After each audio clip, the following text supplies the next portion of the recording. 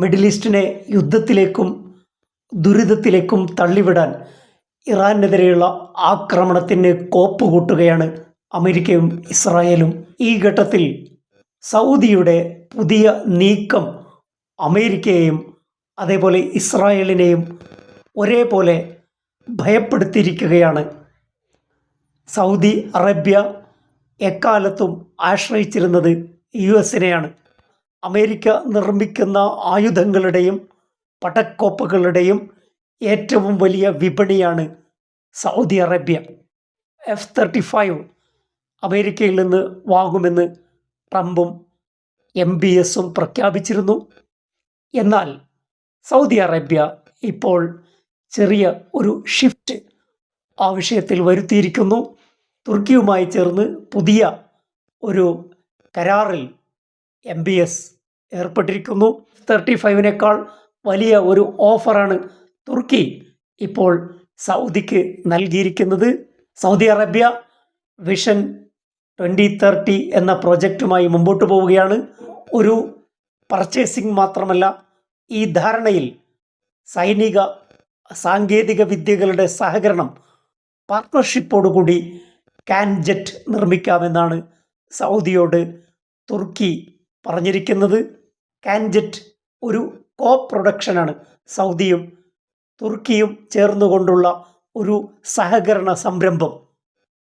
അതോടൊപ്പം സൗദിക്ക് technology transfer ചെയ്യും. സഹകരണാടിസ്ഥാനത്തിലാണ് പുതിയ പ്രൊജക്റ്റ് വരുന്നത്.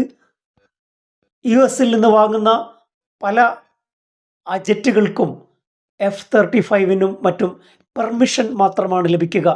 അതിൻ്റെ സാങ്കേതിക വിദ്യകളോ മറ്റോ സൗദിക്ക് ലഭിക്കില്ല. അതിൻ്റെ പൂർണ്ണ അധികാരം US-നായിരിക്കും. എന്നാൽ തുർക്കിയുമായി ഇപ്പോൾ ഏർപ്പെട്ടിരിക്കുന്ന കരാർ, അതിൽ സാങ്കേതിക സഹകരണമുണ്ട്, പാർട്ണർഷിപ്പുണ്ട്, ടെക്നോളജിയുടെ കൈമാറ്റമുണ്ട്. വിഷൻ 2030ക്ക് അനുയോജ്യമായ ഒരു പ്രോജക്റ്റാണ് തുർക്കി ഓഫർ നൽകിയിരിക്കുന്നത്. അമേരിക്കയെ സംബന്ധിച്ച് ഈ ഡീൽ വലിയ രീതിയിൽ ഭീതിപ്പെടുത്തുന്നതാണ്. ആയുധ മേഖലയിൽ, പ്രതിരോധ മേഖലയിൽ അമേരിക്കയെ ഡിപ്പെൻഡ് ചെയ്യാതെ ബൈപോളാർ സംവിധാനങ്ങളെ ആശ്രയിക്കുകയാണിപ്പോൾ സൗദി. ഈ ഷിഫ്റ്റ് മിഡിൽ ഈസ്റ്റിലെ പുതിയ ചുവടുവെപ്പാണ്. ഇത് ഇസ്രായേലിനെ ഭയപ്പെടുത്തുന്നതാണ്, ഭീതിപ്പെടുത്തുന്നതാണ്. കാരണം അമേരിക്ക മിഡിൽ ഈസ്റ്റിൽ ഏത് ആയുധങ്ങൾ വിൽക്കുമ്പോഴും ഇസ്രായേലിൻ്റെ സുപ്രമസി, അപ്രമാദിത്വം പരിഗണിക്കേണ്ടതുണ്ട്. മിഡിൽ ഈസ്റ്റിൽ ഏത് ആയുധ സാങ്കേതിക വിദ്യകൾ വിൽക്കുമ്പോഴും അമേരിക്ക ഉറപ്പുന്ന ഒരു കാര്യമുണ്ട്. അത് ഇസ്രായേലിൻ്റെ സുപ്രമസിയാണ്, ഇസ്രായേലിൻ്റെ മേൽക്കോയ്മയാണ്. മിഡിൽ ഈസ്റ്റിലെ ഒരു രാജ്യങ്ങൾക്കും ഇസ്രായേലിനേക്കാൾ മികവുറ്റ സാങ്കേതിക വിദ്യകൾ കൈമാറാൻ പാടില്ല എന്ന് അമേരിക്കയിൽ വ്യവസ്ഥയുണ്ട്. ഇതിനേക്കാൾ മുൻപന്തിയിലെത്താൻ മിഡിൽ ഈസ്റ്റിലെ ഒരു രാജ്യങ്ങൾക്കും സാധ്യമല്ലാത്ത വിധം QME എന്ന് പറയുന്ന ഒരു നയതന്ത്ര കരാർ അമേരിക്ക ഉറപ്പുവരുത്തിയിട്ടുണ്ട്. ഇസ്രായേൽ അത് ഉറപ്പുവരുത്തിയിട്ടുണ്ട്. ക്വാളിറ്റേറ്റീവ് മിലിറ്ററി എഡ്ജ് എന്ന് പറയുന്ന QME, അത് അമേരിക്ക എക്കാലത്തും ഇസ്രായേലിന് നൽകുന്ന ഉറപ്പാണ്. ഇസ്രായേൽ എക്കാലത്തും അമേരിക്കയോട് ചോദിച്ചു വാങ്ങിയ ഒരു ഉറപ്പാണ്. മിഡിൽ ഈസ്റ്റിൽ ഏത് സാങ്കേതിക വിദ്യകൾ നൽകുമ്പോഴും ഇസ്രായേലിനേക്കാൾ മികവുറ്റതാകാൻ പാടില്ല. മിഡിൽ ഈസ്റ്റ് രാജ്യങ്ങൾക്ക് അമേരിക്ക ആയുധ വിൽപ്പന നടത്തുമ്പോൾ ചെറിയ ആക്സസുകൾ മാത്രമേ നൽകാറുള്ളൂ. പൂർണ്ണമായി ഉപയോഗിക്കാനുള്ള സാങ്കേതിക വിദ്യ കൈമാറാറില്ല.